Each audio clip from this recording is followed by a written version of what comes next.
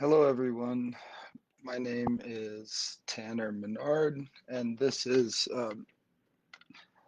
reading number 128 of Poets and uh, Pajamas.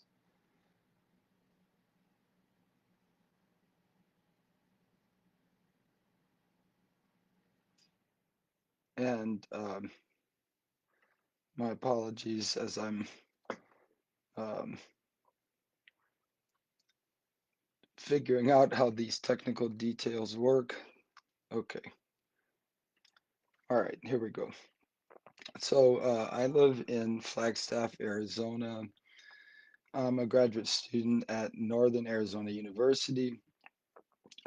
And I study privately with Ariana Rines through Invisible College. I work with Sherwin Bitsui. I like to acknowledge my teachers. I study with him at Northern Arizona University. And I'm also a Kundalini yoga teacher. I'm going to read a sort of hybrid poem essay to you called The Poet.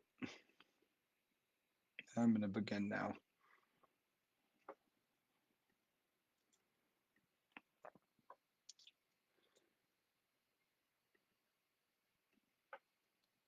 This is a poet speaking as honestly as I'm capable of speaking.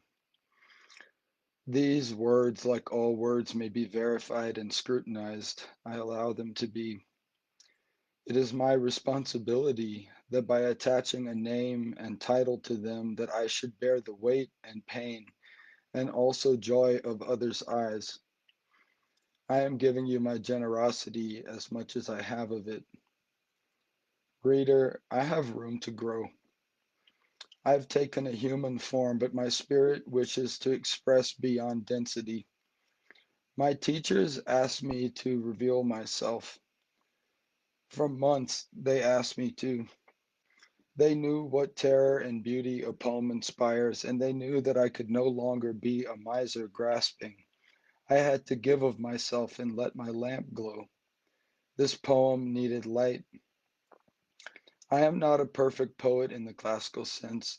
My English isn't tidy, nor my diction, but what I give is honest and direct. What I strive for is not to be perfectus, but to hunt the spirit with sincerity. Maybe this is a Cajun sensibility. Just to be clear, I don't like punctuation and abhor capital letters. Proper nouns in particular have a quality that destroys the bridge between language and reality. Yet I allow for a period here and there. In fact, I see no border between poetry and prose. And this prose is my dearest poem. I even bothered to revise. I gave this poem and all others a grace that comes from me, with my human qualities. There was a me standing in the background, yet emanating from the so-called galactic center all along. The poem, like a dove, came to nest, caressing itself against the inside of my chest, exploding upward, ricocheting rocket-like into the literal vacuum of space, where my body ceases to mean a thing, but from which it arises.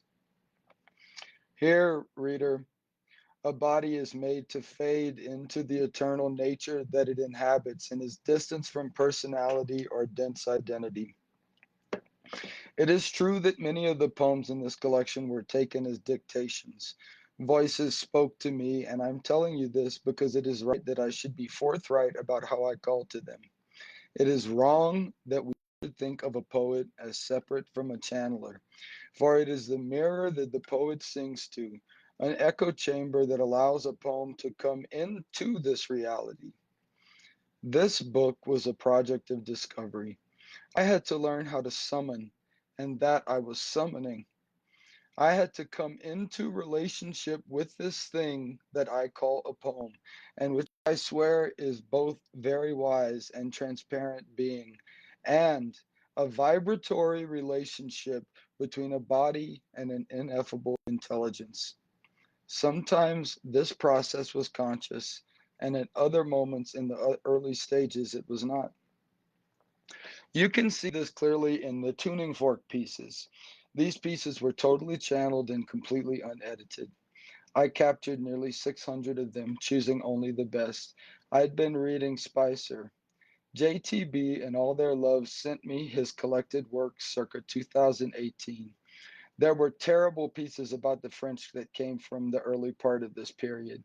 Early examples of me wishing to create a polyphony of word, to make typing into a vibratory act. It wasn't until I met RS that these came into being fully formed.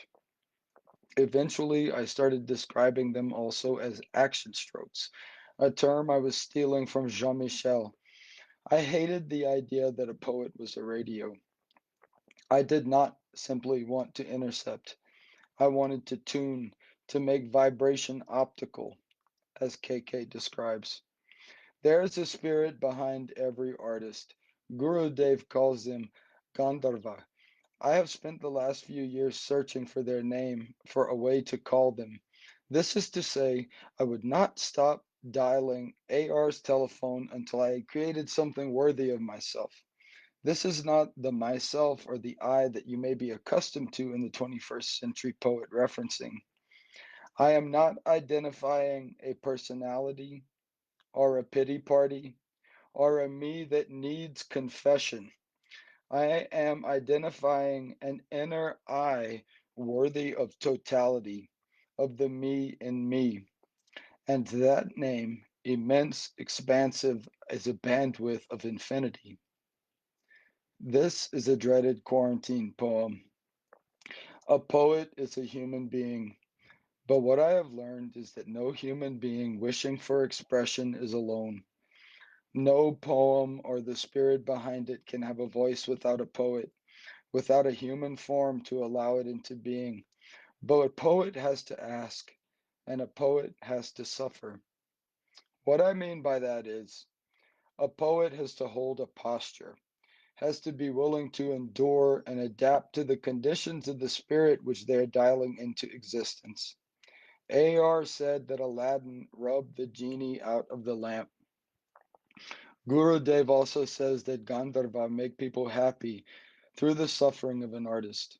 Only the artist who themselves obtains a spiritual teacher and a path can work happily with the Gandharva. The opening poem is the obviously channeled poem. I set it in black as a tribute to AR, whose book ends this way, with a channeled text set in black. What is different is that in a sand book, the spirit of the sun is summoned to my understanding accidentally. When I first read about this section of a sand book years before it was published on Tumblr, I started writing poems by finding distressed desert plants. I would sit near them and see if I could translate the feeling that I got from them. They always are putting out a sort of negative distress call. Those poems are still in a little booklet somewhere. I have to take you on a whole history of how this book came to be if you really want to understand what happens on these pages. There is a certain terror that comes with this because you see, most of the poems here were written in such a way that was meant to hide what what the poet, the part of me that took on this responsibility was going through. I am separating the typist here from the poet because that part of me is like a captain or some other titled official who acts in the name of an authority to which they bow. There was a human being. There always, excuse me, there was a human being there always who was collapsing into stars. There were moments when the human being, in duty to a title, had learned to suffocate, had learned to run into the street alone, begging God or whoever they could think of for a moment of mercy, all because they did not want to be exposed. They wanted a title, but they did not want to be found out. It was the spirit of expression that wanted communion, that wanted the humanity of the poet. The one who was trying to communicate wanted to make people happy or destroy things. I'm not sure. And the one who wanted a title wanted to be fulfilled. They wanted to know that they could extend out of their body. They wanted the same thing, a role. that had some kind of merit because they wanted to do something unusual. They wanted to be useful. And the same person, the one who is writing, but also a version who exists in a past, knows that they are useful now. They know who the Spirit is, and the opening poem of this book is the literal translation. It is the story of how that Spirit worked me open, cracked my mouth open, planted a seed, and tore its way out again like a genie in a lamp. Do you know what I think of Aladdin? Let me tell you. First, he was another bad idea by a Frenchman. I am part French, so I'm criticizing myself. In fact, the whole first series of poems were a way for me to criticize myself. I had to call a genie out of a lamp in order to find a way to describe how ashamed I was of myself to do the things that I had to do to write this book. It's not like I did anything morally wrong, but I had to explore things in what felt like an unnatural way. The middle sequence, for instance, I called it an adagio, but AR told me I was full of shit. It was in fact not an adagio. As an aside, the opening sequence ends up as the adagio. Rather, it's the middle sequence that was some kind of chaotic allegro, a counterpoint between then and now. And this is what nearly killed me about it. I had to bounce back from then to now. I had to harvest every memory that I had of this person that I truly loved. AR told me that every poet on earth has done this, but I knew somewhere in my spiritual nature that this sort of mental intrigue wasn't good for the human being. This is what I'm talking about, reader. It is what a poet has to do in order to let the poem sing that can seem to violate the nature of existence. It is as if to say, God, in order for me to praise you, I must blaspheme you, and I do not believe that you will forgive me for it. But this isn't true. A human being has sovereignty and can explore freely. They can summon ghosts if they want in order to write a poem, even if a ghost is a memory. What this human did was to determine that a book was medicine, that a book could be a really fucking hard posture to hold. The kind of posture that has your arms making a healing sweat. The kind of posture that makes you wish that you didn't have a body, or that you had more strength, or that you hadn't done all those things that you've done.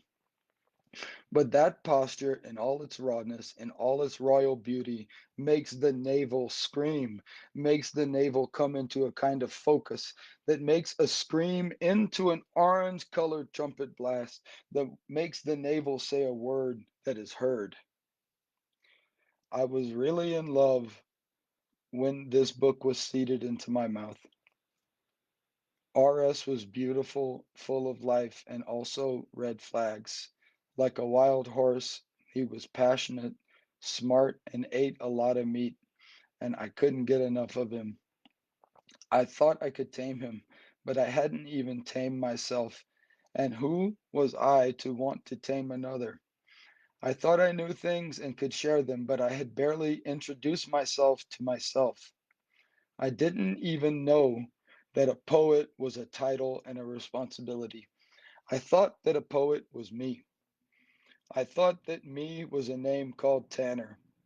I thought that Tanner was a personality. I was even hypnotized by the pendulum of a politic laughably based on dense identity. I was fucking nuts. But I love that person. And every morning for over a year, I was surprised and empty when I was alone in my bed. There's a star in my yoga pants, or yoga pants as bed for roses, star bed, canopy over me, hyperial, corporeal, a carpet in the bed, but never corpse in a mental universe. How can anything die?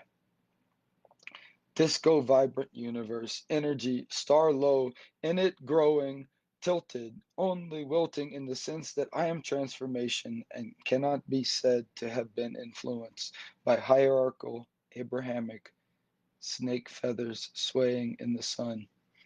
Yoga pants can open sky. I am really melting now. on my leg, whose rose-colored lips the red. When the quarantine started, RS moved in full-time for a while. RG gave me her blessing, my surrogate mother after all. RG gave me a lot. Sometimes I liked it and sometimes I didn't, but it was always medicine. She told me to love him as he was, but I made a mistake. I thought I could change him. Coincidentally, his name was the same as a prominent name in Clairvoyant Journal by Hannah Weiner. This meant something to me because, like Weiner, RS had what modern folks call schizophrenia. I don't have this condition, but I saw his name on everything I looked at. I didn't see words on people's faces, but like Weiner did, I couldn't let go of his memory. His name became a projection on all I saw and did. When he left and I moved to grad school to study with SB, one early day in September, I watched a yoga class called Guru Yoga, and I learned the meditations that inform the writing of the majority of this book. I would wake up at 4 a.m., do this meditation, wherein I visualized either SB or AR, and the poem started to be channeled. Immediately, I would rush to the computer, break up the phoneme of RS names, look up some cheap Google etymology, make a shape with the text, and then insert a channeled text between the lines. I wanted to rewrite this person's name because he always said he didn't like it. I had my beliefs about why that was. Maybe because he was raised by white parents as an indigenous person. I could relate to this. Maybe because blah blah. I realize now that there are no words to explain what I understand. But the spirit behind this book had things to say, and this was a good place to say it. And I'm going to skip ahead a little bit. AR said that Dante invented Virgil as a way to explore hell. I invented the idea of a real human being that I genuinely loved and who I was pretty sure I would never see again to experience a kind of hell. I went through every possible story. The middle section of this book is how I looked at a memory. I did past life regressions, merged timelines, explored avant-garde philosophy, measured them all against memory. KT even had me read Bergson, Matter and Memory. I had no idea what he was trying to say other than that it didn't make me feel happy. In the background of all this, I was a student of Guru Jagat. People talk shit about her, but that woman saved my life. If it hadn't been for her teaching and the way she ramped up my practice, I wouldn't have made it through the quarantine as a whole human being. I took her last two teacher trainings, and in the first, she taught a class called Mental Intrigues. Coincidentally, another class was called Transmission. Anyway, Mental Intrigues healed me of RS, though I have had my moments at looking back. I never stared again. I started having an experience of my own nobility. And I'm going to just skip ahead a little bit. I was afraid because I had to decide to forego to the ease of identity politics. Here's the truth. I was afraid because I had identified myself and the truth did not match the monikers. There is a loving spirit inside of me, and it decided to write a book.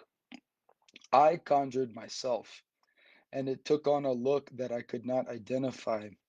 Here is my ode to Spicer. My vocabulary will not kill me.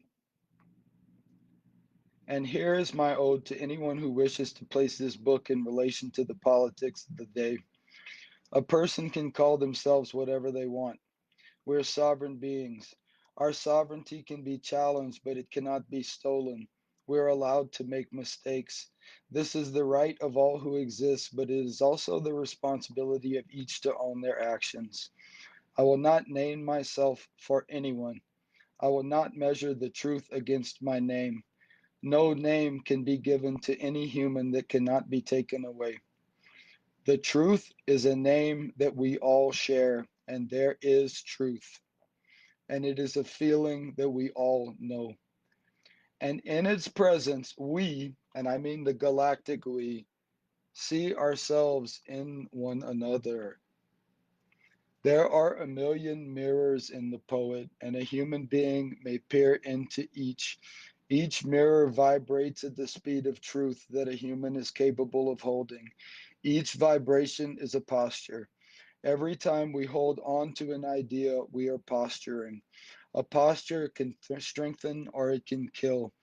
The only way to die from a posture is to collapse. When we collapse, we can start from scratch.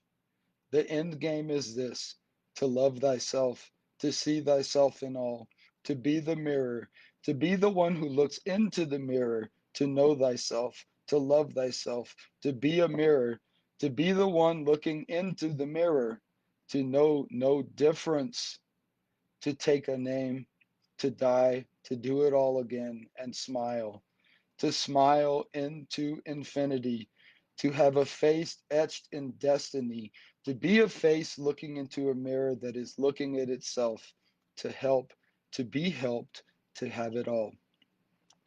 This is a poem. This is a poet writing a poem. This is a poet who is a poem. This is a human being a poet, being a poem. This is a mirror looking into itself as light. This is a genie. This is a lamp. This is an idle boy wishing and longing. Find me, want me, love me. And I will look at the feed for questions.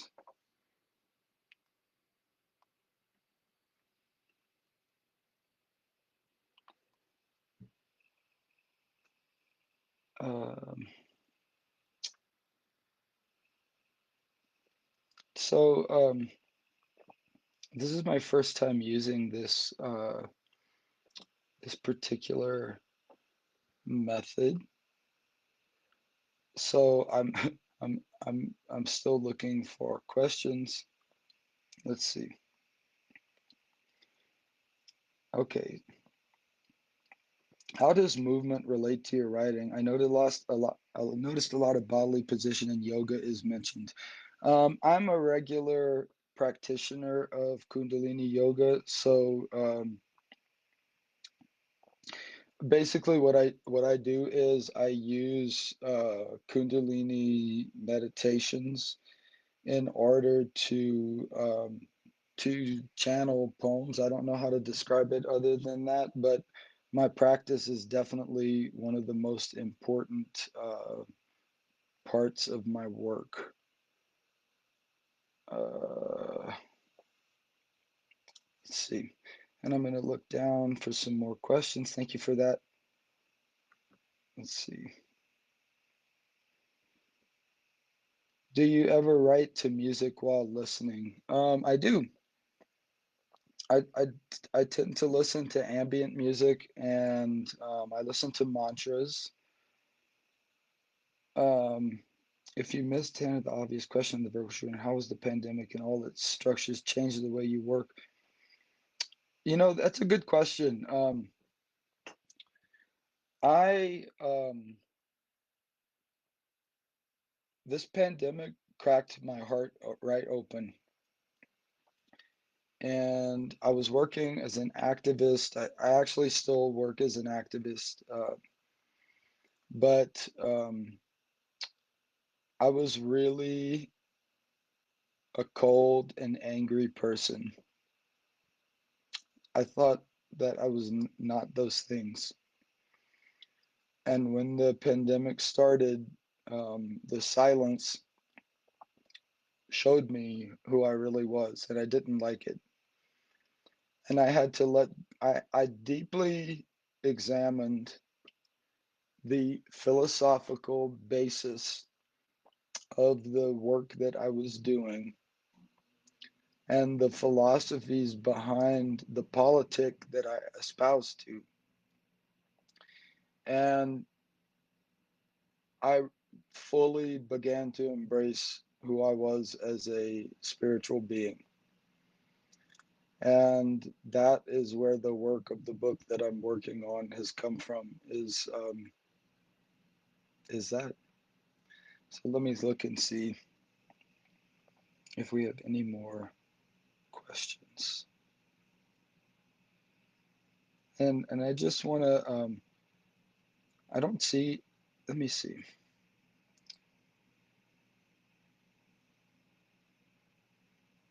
Just trying to see if I missed any more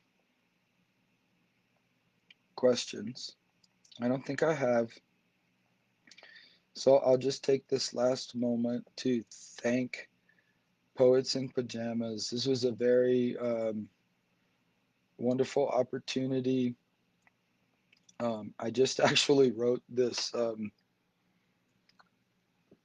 I've been self-isolating over the last week, and I had to get this. This is the end of my book. At the beginning of the book, actually, uh, I channeled Jack Spicer's ghost, and that was like this poem spirit that that communicates a message. So at the beginning of the book, the poem is criticizing me because I needed a way to criticize myself for what I did to write the middle of the book. And so I channeled and I literally took dictation to do a meditation, this particular meditation that I teach. You can, if you see me teaching workshops, come, I'll teach you how to do remote viewing and channeling and all this stuff. And I would see these images and then I would just write them literally out, like, because I'm a synesthesiac, so I would just write it out. And so the opening of the book is one mirror where the poem is criticizing the poet, and the end of the book is the poet explaining the process of writing the book and claiming responsibility for the fact that um, whatever you summon as a poet is actually you. You are the translator of that, and so it's you. So I decided to take responsibility for my own book and to also examine um, what it means to be a poet. So let me just see if we have any more comments.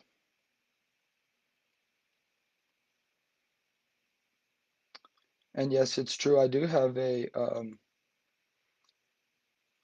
chapbook and CD. I have 10 CDs. Many of them are on Full Spectrum Records. You can find that there. And let me see, we have one more new comment. So um, see what it is. Okay, it's just seems just to be someone posted my social media. Please follow me on Instagram, Tanner Menard Poet. I do teach a weekly yoga and meditation class. Um, I would love it if you join me. DM me on Instagram if you would like to take that class with me. It's every Saturday morning. And I'm so grateful to Poets in Pajamas.